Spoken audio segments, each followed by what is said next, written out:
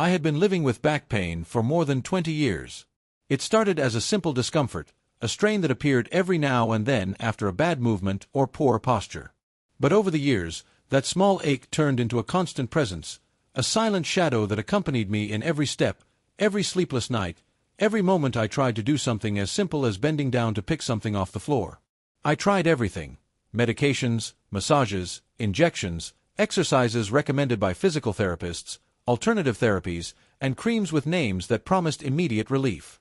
Some eased the pain for a while, others not even that. Every attempt ended the same way, with a feeling of frustration, exhaustion, and resignation. There were days when even getting out of bed was difficult. I thought that's just how aging was, that I had to accept it, that pain somehow was already part of me. But I was wrong. One day, without looking for it, without expecting it, a small bottle came into my hands, an oil. It was nothing extraordinary at first glance. No famous name, no loud promises, just a recommendation from someone who had gone through something similar and swore it had changed their life. I didn't fully believe it, but I tried it. And that's when everything started to change. No, it wasn't magic. It wasn't a miracle. It was science. It was nature. It was something my body seemed to understand better than any pill I had taken before.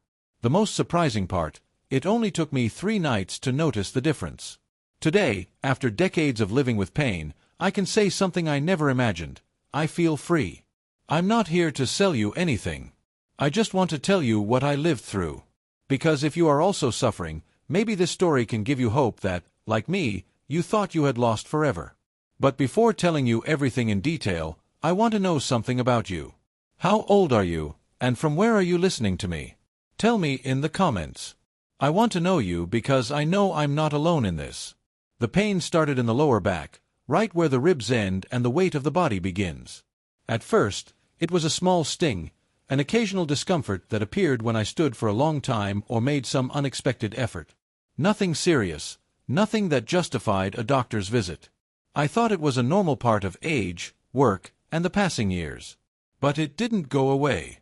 Over time, that sting turned into a persistent burning, then into a constant pressure, later into a stabbing pain that pierced me like a dagger when I tried to turn in bed or bend down to put on my shoes. It was as if my own back had become a trap I couldn't escape from. It hurt to stand. It hurt to sit.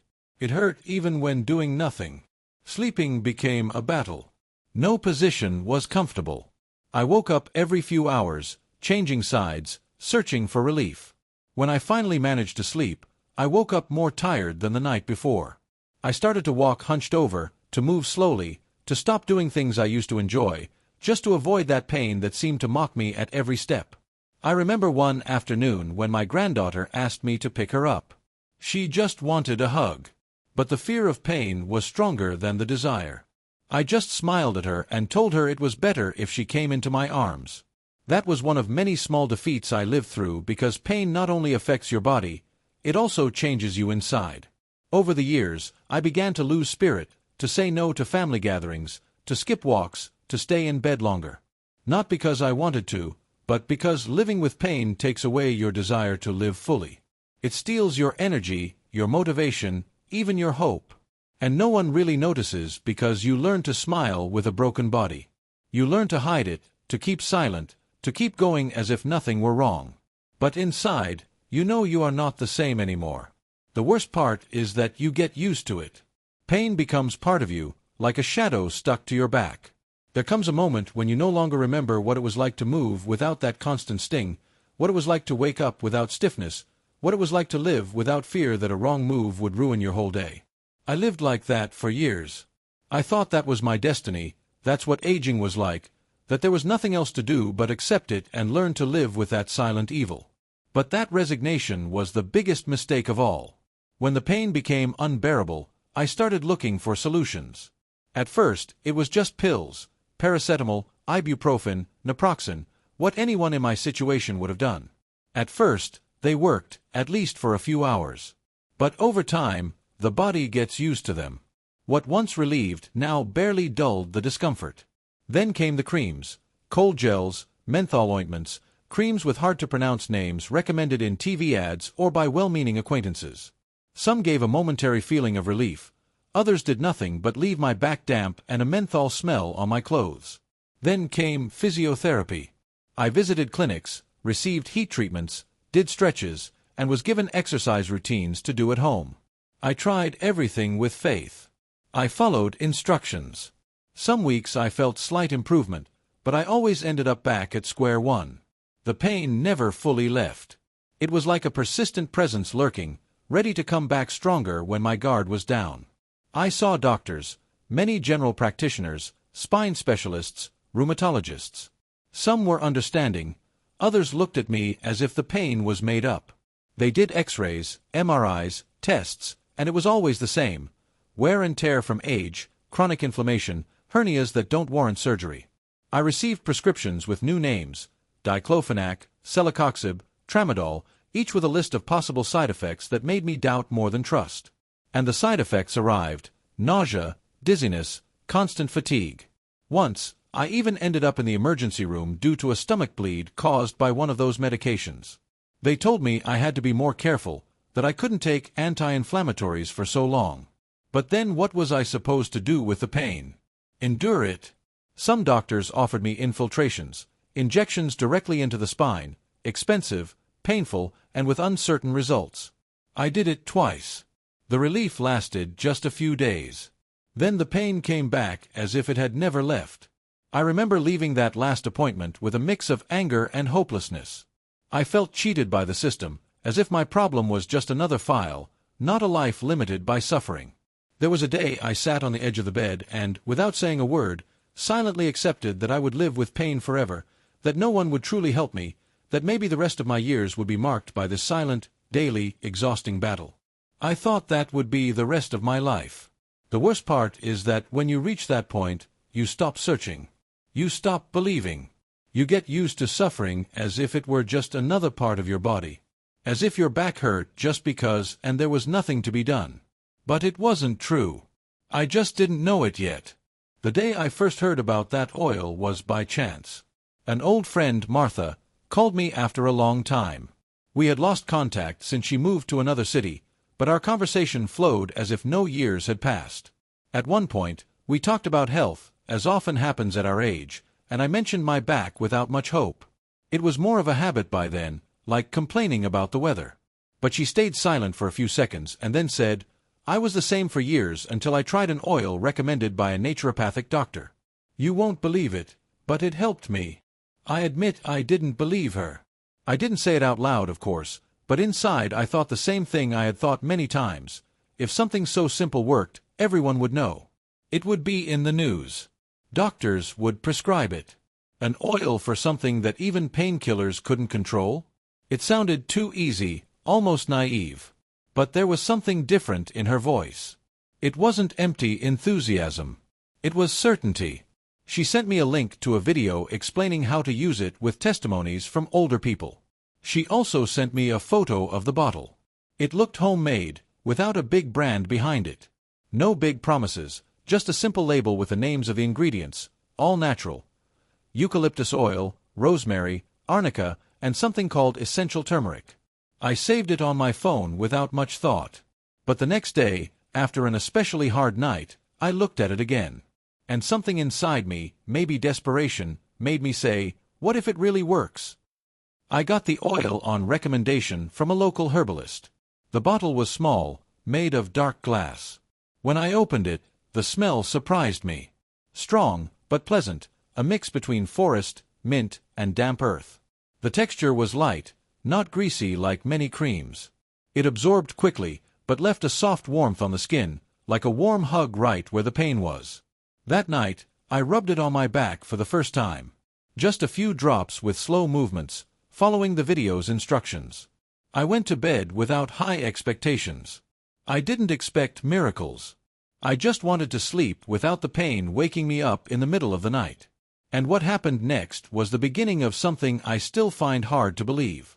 That night, I closed the bedroom door with a mix of skepticism and curiosity. I didn't expect much, but I needed at least to try. I laid a small towel on the bed, carefully took the bottle, and began applying the oil just as the video said. I put a few drops on the palm of my hand, rubbed them lightly, and started massaging the lower part of my back with slow circular movements. My skin absorbed it easily. The aroma of rosemary and eucalyptus filled the room almost immediately, as if the air itself transformed. There was something comforting about that smell. It wasn't harsh, didn't burn or sting. It was welcoming. As I rubbed, I began to notice a slight warmth. It wasn't the kind of heat that burns like some sports creams.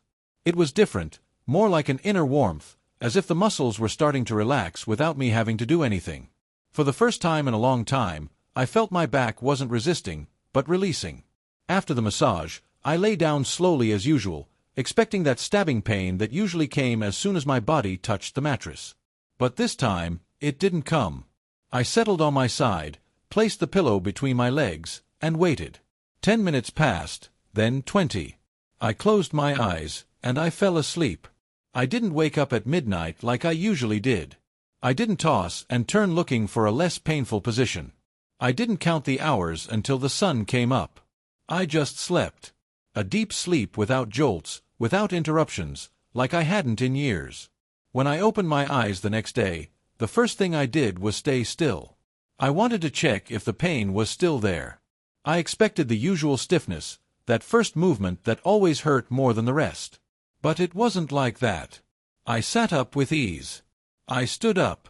I sat on the edge of the bed in silence. The pain was still there. Yes, but it was different, more distant, less sharp, as if someone had turned down the volume on something that had been ringing inside me for years. And that's when I asked myself a question I hadn't dared to think before. Could it be a coincidence? The second day started with a feeling I honestly hadn't remembered: lightness. I woke up without that pressure in my back that forced me to move as if carrying a slab. There was no need to turn with extreme care, nor to push myself up with my arms. I just sat up effortlessly. I stayed on the edge of the bed for a few seconds, not moving, just to make sure I wasn't dreaming. The pain hadn't completely disappeared, but it was far away, as if it was no longer the central part of my body, but a distant, tolerable nuisance. It was the first time in many years I could say that without being doped with medication. I stood up and walked to the kitchen. I didn't think much about it, but when I got there, I realized something else. I hadn't held on to the wall. I hadn't leaned on any furniture. My steps were firm, free. It was as if my body was giving me back something I thought I had lost. During the day, I paid attention to every movement. I bent down to pick something off the floor and didn't need to pause to mentally prepare for the pain. I stretched out on the couch and didn't feel that sharp pull that usually caught me by surprise. Even when breathing deeply, my body expanded without that stiffness that had limited me for years. I wondered if I was exaggerating, if it was just excitement, the desire to believe in something. Because after so many disappointments, you learn not to get your hopes up quickly. But it wasn't illusion. It was physical, real. It was happening. In the afternoon, I rubbed the oil on again, just like the night before. The same drops, the same movements, the same enveloping aroma. This time with a mix of curiosity and gratitude. I no longer did it like someone trying something desperate, but like someone beginning to trust. I went to bed with less fear, even with some enthusiasm. I closed my eyes and before falling asleep, asked myself a question that floated in my mind with the strength of a hope I didn't dare fully accept. Is this really working? The third night began almost like a ritual. I took the bottle with more confidence than ever. I no longer looked at it with doubt, but with something I could call faith. I put a few drops in my hands, rubbed them as if I were doing something sacred, and massaged my back again. This time, I felt I was doing it with a deeper purpose. It was no longer just to try, it was to give thanks.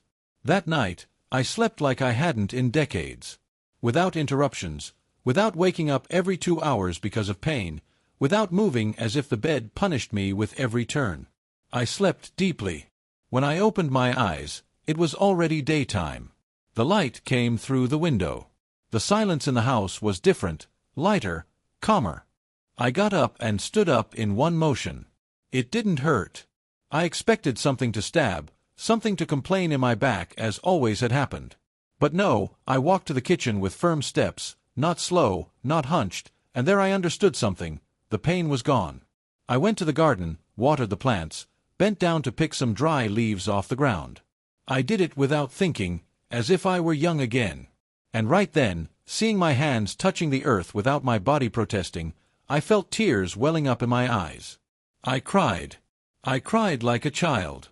Because I had finally recovered something I thought was lost forever. It wasn't just my back.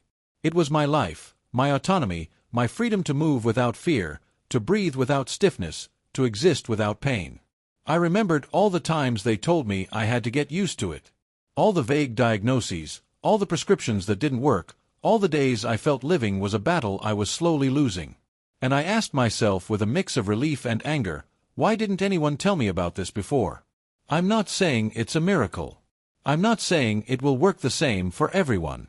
But for me, that little bottle changed something deep inside. It didn't just calm the pain. It gave me back faith. It reminded me that even after years of suffering, good things can still happen. Sometimes what you need isn't something new. It's something simple, something natural, something that for some reason was within reach all along, but no one had stopped to teach you about it. After that third night, the first thing I did was research. I wanted to understand what was in that oil that achieved what so many medications hadn't. I wanted answers, and I found them. The oil I used wasn't a magical secret. It was made with ingredients many people know but rarely use intentionally or consistently. Its main components were four: eucalyptus, rosemary, arnica, and turmeric. Eucalyptus oil is famous for its refreshing effect and its ability to reduce inflammation in tissues. It contains a substance called cineol, which has analgesic properties and helps relax tense muscles. It is especially useful for muscle and joint pain. Rosemary, on the other hand, has been used for centuries to treat rheumatic pains. It improves blood circulation in the area where applied, which favors tissue oxygenation and speeds up the recovery process. Also, its aroma has a calming effect on the nervous system. Arnica, a wild flower, is known for its powerful ability to reduce inflammation. It is widely used for bruises, sprains, and chronic pain. It helps decrease swelling and relieve pain without the side effects that conventional medicines can have. And turmeric, that yellow powder so common in the cuisine of some countries, is one of the most studied natural anti-inflammatories by science. Its active component, curcumin, acts on inflamed cells and helps break down compounds that cause chronic pain. The difference with a common cream lies in how these oils work together. While many creams simply numb the area for a few minutes, this oil works at a deeper level. It doesn't mask the pain, it treats it. It relaxes muscles, reduces inflammation, improves circulation, and most importantly, it does so naturally. But I want to make one thing very clear. This doesn't mean you should stop your medical treatments, nor that you should throw your medicines in the trash. Every body is different, and every case needs professional follow-up. This oil was a powerful tool in my journey, but it will never replace the advice of a good doctor. What I did learn is that sometimes nature has answers we have forgotten, and opening ourselves to them with caution, respect, and proper guidance can change everything. When I look back and remember all those years marked by pain, it's hard to believe that something as simple as a small bottle of oil made the difference. I lived trapped in a routine where pain was the protagonist. Every day began with discomfort, and every night ended with resignation. It was a shadow that followed me everywhere, limiting what I could do, what I could feel, even what I could dream. And all that changed in 3 nights. 3 nights. No more, no less. It wasn't immediate, but it wasn't slow either. It was just enough to give me back hope, to make me feel there were still paths to explore, that the solution is sometimes not in the most complex or expensive things, but in the simplest and most forgotten. I'm not going to tell you this is a definitive cure. Nor will I claim it will work the same for you as it did for me. What I can tell you is that it's never too late to try something new, as long as it's done with common sense and responsibility.